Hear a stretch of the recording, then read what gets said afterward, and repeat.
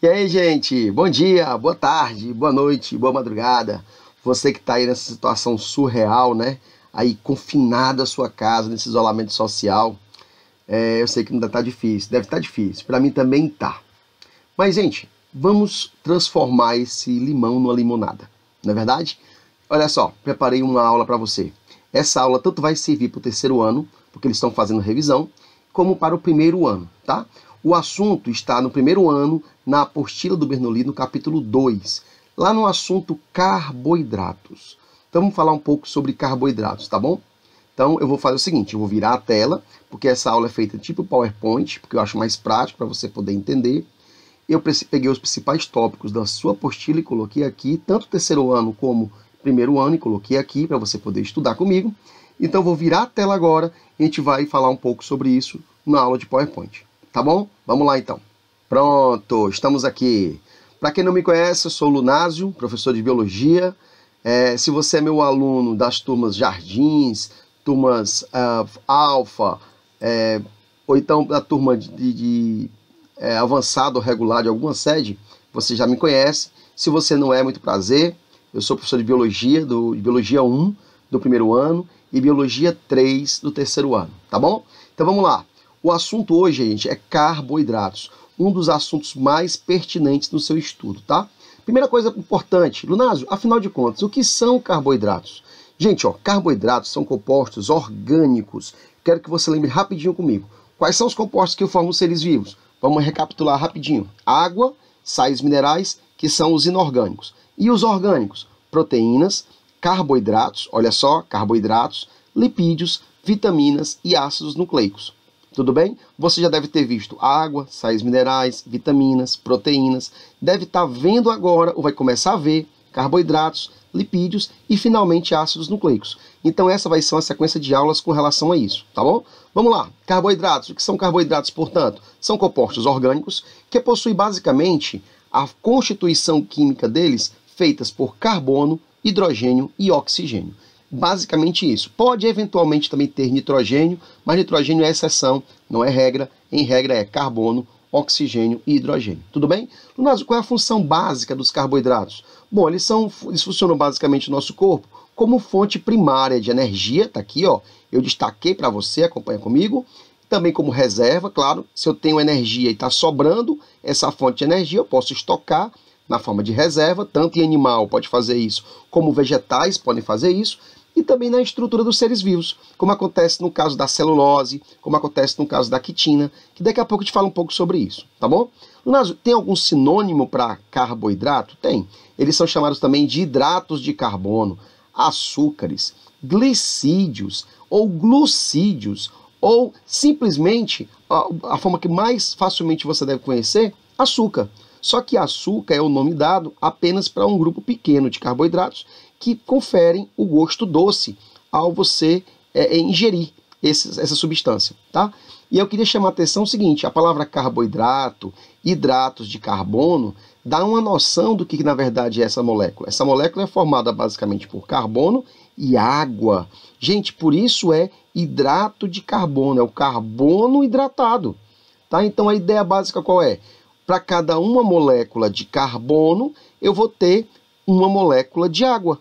Então pensa, se eu tiver uma de carbono, eu tenho uma de água. Se eu tiver duas de carbono, eu posso ter duas de água. Se eu tiver 3 de carbono, 3 de água. Então vamos fazer aqui uma fórmula genérica para isso. Se eu tiver N moléculas de carbono, eu vou ter N moléculas de água. Tudo bem? Só que tem um detalhe. Esse N aqui vai ser um valor, digamos assim, uma constante, né, que vai ser utilizada tanto para o carbono como para a água, só que ele pode ser no mínimo 3 e no máximo 7. Olha só, a grande maioria dos açúcares simples são formados por, no mínimo, 3 carbonos e no máximo 7 carbonos. O N é no mínimo 3 e no máximo 7. Deu para entender? Bom, os açúcares eles podem ser classificados em 3 tipos. Os monossacarídeos, os disacarídeos, também chamados por alguns de oligosacarídeos. Se você pegar na apostila do primeiro ano aí, a expressão oligosacarídeo tá certo, a mesma coisa que disacarídeo, tá bom? Para nós aqui vai ser a mesma coisa. E os polissacarídeos. Lunásio, o que são os monossacarídeos? São aqueles açúcares simples, formados por apenas uma molécula de açúcar. E, obviamente, vão seguir a fórmula geral. Então, exemplos de monossacarídeos. Todos aqueles que têm N3 até N igual a 7. Então, dá um exemplo, Lunásio. Está aqui, ó. Se o N for igual a 3, nós teremos C3H6O3. E aí, esse açúcar ele é chamado de triose.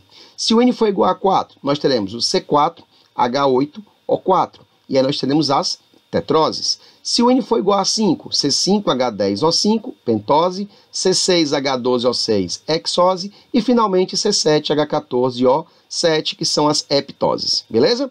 Eu destaquei dois aqui importantes, ó, as pentoses e as hexoses. Vou falar um pouco mais sobre eles agora, tá?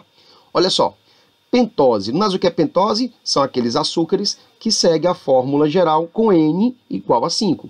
Então, a ribose, C5H10O5. Por que é tão importante a ribose? Né? E o destaque que você deu nesse comentário do slide anterior é que eles estão presentes, gente, em duas moléculas orgânicas muitíssimo importantes. A primeira delas, um tipo de material genético chamado de RNA. RNA quer dizer ácido ribonucleico. Esse ribo vem justamente da palavra ribose. E também no ATP. O ATP é uma molécula que armazena energia.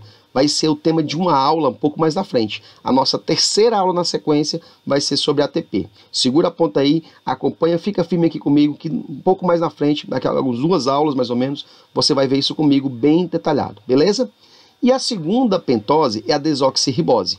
Agora, se você observar, ó, desoxirribose é esse prefixo des, quer dizer sem, ou aquilo que você retira, por exemplo, descolorir, né? Oxigênio, e ribose, é essa ribose aqui. Então, se você pegar essa ribose e retirar dela o oxigênio, você vai ter o C5H10O4. Em vez de 5, eu tenho um 4. E aí eu vou ter a desoxirribose. Lunásio, ela não segue a fórmula geral plenamente, não é isso? Exatamente. Existem pouquíssimas exceções, mas existem essas exceções que podem fugir a essa regra geral que nós temos de CnH2ON. Esse é um exemplo, a desoxirribose é um exemplo disso, tá? E onde é que eu vou encontrar a desoxirribose? Ela vai fazer parte da molécula de DNA. Gente, de longe, é a molécula mais importante em se tratando de armazenamento de informações genéticas, tá? O DNA é muito mais importante nesse aspecto do que o RNA, tudo bem? E a outra que eu falei para vocês, que chama a atenção, são as hexoses. Hexoses com carbono, com N do carbono igual a 6. Então você tem C6H12O6. Eu vou destacar aqui 3 hexoses importantes e eu queria que você depois desse uma lida aqui na função principal de cada uma delas, tá? Eu vou ler rapidamente, mas queria que você depois lesse no seu material. A primeira delas é a glicose, que funciona como fonte primária de energia para a fabricação de ATP. Vai ser o tema de uma aula, não esquece, não perde essa aula, é muito importante. Produto final também da fotossíntese. Então, quando uma planta, quando um organismo autótrofo faz fotossíntese, adivinha qual é o produto final dela? Glicose, perfeito. Tem também a frutose, que promove o sabor açucarado das frutas e pode ser transformada em glicose no fígado. Então, se você ingere muita frutose, essa frutose vai ser convertida em glicose no teu fígado e vai ser usada pelo nosso corpo, tá? A galactose. A galactose é um outro tipo de açúcar. Cuidado, não confunde galactose com lactose. Então, vê que lactose é um outro tipo de açúcar um pouco mais complexo. Galactose é um açúcar simples, é chamada de monossacarídeo, tá? É encontrada onde? No leite, e ela forma, na verdade, glicose no fígado. Ela pode ser convertida em glicose no fígado. Assim como a frutose pode ser convertida em glicose, a galactose pode ser convertida em glicose.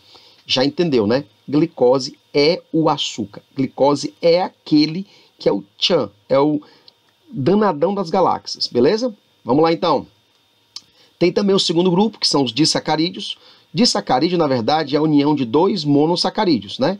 Então, pensa comigo, se eu juntar 2 moléculas de glicose, ou 2 hexoses, seria C6H12O6 mais C6H12O6. Concorda? Então, C6H12O6 duas vezes seria C12, 6 mais 6, 12, H24, porque C12, né, mais 12 seria 24 do hidrogênio, e seria aqui 12 também, porque 6 de oxigênio de uma molécula com mais 6 da outra seriam 12. Só que eu estou vendo que tem 22 e tem 11. Por quê? Aí eu quero que você lembre comigo lá daquela aula de síntese proteica dos aminoácidos. Lembra? Aquela parte de proteína, a famosa ligação peptídica. Lembra que para você fazer a ligação peptídica, você precisa tirar água nesse processo?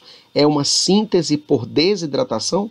Lembra disso? É a mesma coisa, só que lá o nome é ligação peptídica. Aqui o nome é ligação glicosídica. Decora isso, ó. Vou falar no teu pé do ouvido aqui. Glicosídica, beleza? Por isso que você vai ter, ó, C6H22O11. Perdeu o quê? Moléculas de água. Nesse caso, perdeu só uma. Mas se forem mais moléculas de água, beleza? Quais são os principais tipos de disacarídeos? No material de vocês, tem 3. Eu coloquei 4 aqui só por curiosidade. Um vai de quebra, vamos lá, por curiosidade, tá? A maltose, que é a junção de glicose mais glicose, e você encontra geralmente nos vegetais. A celobiose, que na verdade é glicose mais glicose também, porém, ela é fruto da quebra da celulose. Então, quando aquelas bactérias que digerem celulose no intestino dos ruminantes, dos cavalos, dos herbívoros, elas liberam a celobiose. E a celobiose é quebrada a partir ela é produzida, perdão, a partir da quebra da celulose. Beleza? E finalmente nada, tem a penúltima, a sacarose, que é a junção de glicose mais frutose. E aí você encontra onde? Na cana-de-açúcar. Principalmente naquele açúcar de cozinha, né, que você coloca em café, coloca em suco e tal. Esse açúcar cristal comum, ele é feito da sacarose. E último, finalmente, a lactose. Olha o que eu falei para vocês, chamei a atenção, né? A galactose é um açúcar simples. A lactose é um açúcar formado a partir da junção da glicose mais a galactose. A junção dos dois, tá? E você encontra onde? No leite, é claro. E, finalmente, o último, para terminar, os polissacarídeos. Estamos acabando. Fica comigo que a gente está acabando. Os polissacarídeos são formados a partir da união de centenas e centenas de monossacarídeos, né? Então, quais são os mais importantes, Lunásio? Está aqui, ó. Amido, o glicogênio, a quitina e a celulose.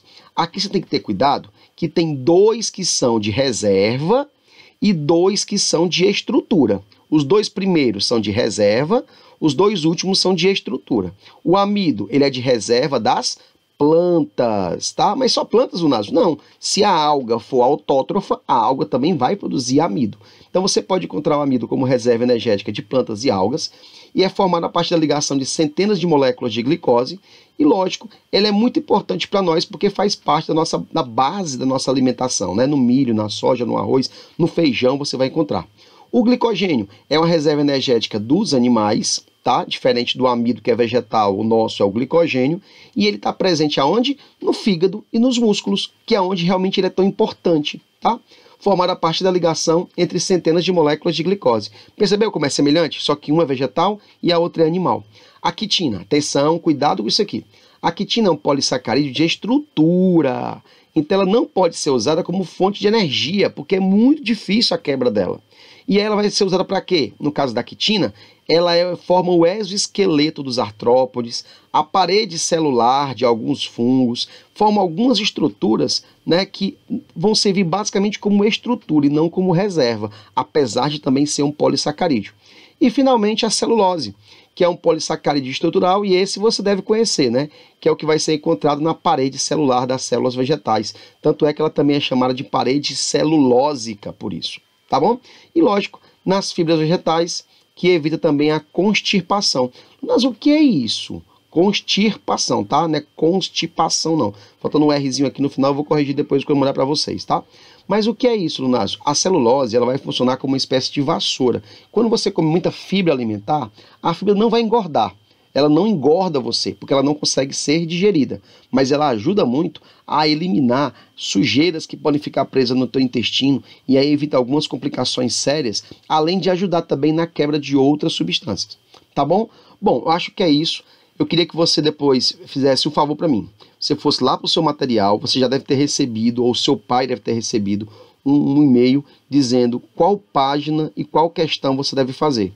Então, vai lá na tua apostila, resolve as questões de boa, começa a se concentrar nisso aí para poder a gente fazer uma próxima aula com lipídios, e aí quando terminar a aula de lipídios, eu faço uma aula online, ao vivo com você, para resolver questões, tá? A gente bate um papo, desopila um pouco, conta piada e também resolve questões.